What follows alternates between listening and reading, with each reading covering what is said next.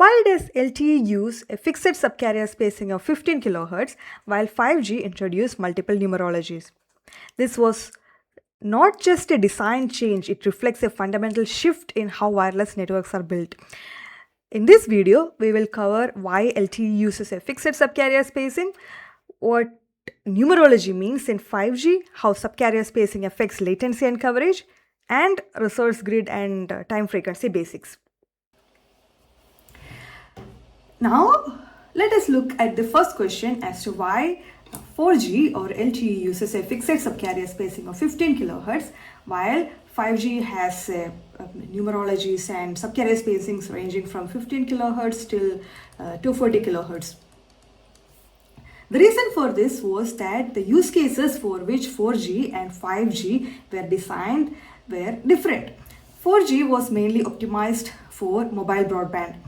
It was not designed with low latency communication or URLs in mind, while 5G was designed with three main use cases. There is enhanced mobile broadband, which intended for high bandwidth requirements. Then there is URLC, which is low latency communication.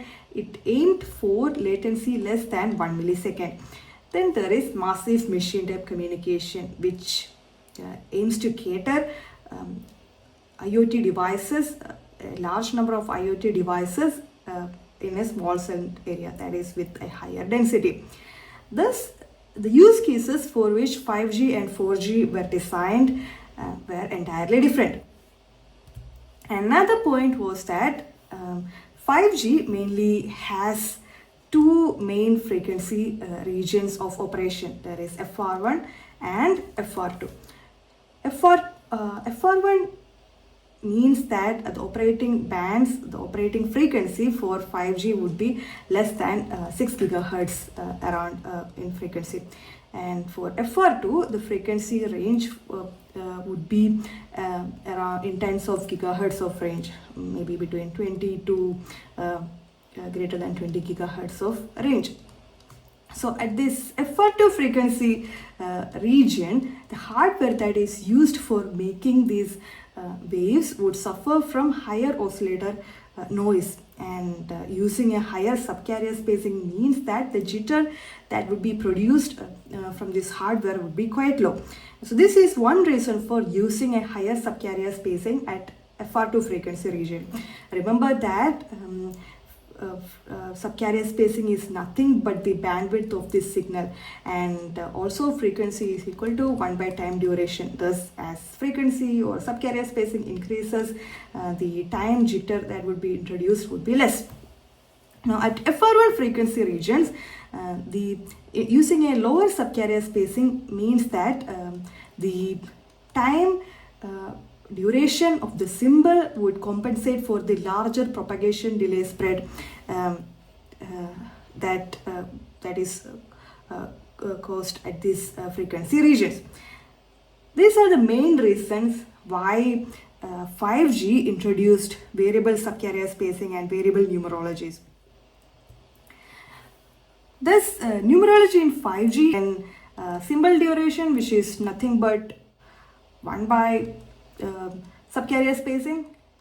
Then there is slot duration and cyclic prefix. So cyclic prefix is used to introduce periodicity to the waves and also to avoid inter-symbol interference. The use cases for which the subcarrier spacings are introduced is varied. Now let us look at the difference between 4G and 5G in terms of slot and subframes in a single radio frame. So in 4G, let us look at a single radio frame which is like 10 milliseconds in duration. So this would have 10 subframes in it. So each subframe would be equal to 1 millisecond. And this 1 millisecond subframe will be divided into two slots. Each slot would have a duration of around 0.5 millisecond. On the other hand, in 5G, a one radio frame. Let's take a one radio frame which is like 10 milliseconds in duration. So this would again be divided into one subframe which is equal to 1 milliseconds in duration, and this subframe is divided into slots based on the subcarrier spacing of the 5G signal. A 15 kilohertz subcarrier spacing would have a slot duration of 1 millisecond. Thus, one radio frame would have 10 slots and 10 subframes. On the other hand, for 30 kilohertz, there would be double as many number of slots as that of 15 kilohertz, and so on and so forth. Now, to understand numerology, we need to look at the smallest unit of the grid. So this is the resource element. The resource element has a dimension of one subcarrier in frequency domain and one symbol in time domain. So this resource element accommodates exactly one OFDM symbol. So the number of bits that can be added in this resource element would be varied. Say that the modulation scheme that's used is QPSK. So this means that this resource element with one subcarrier and one symbol would have around 2 bits in it.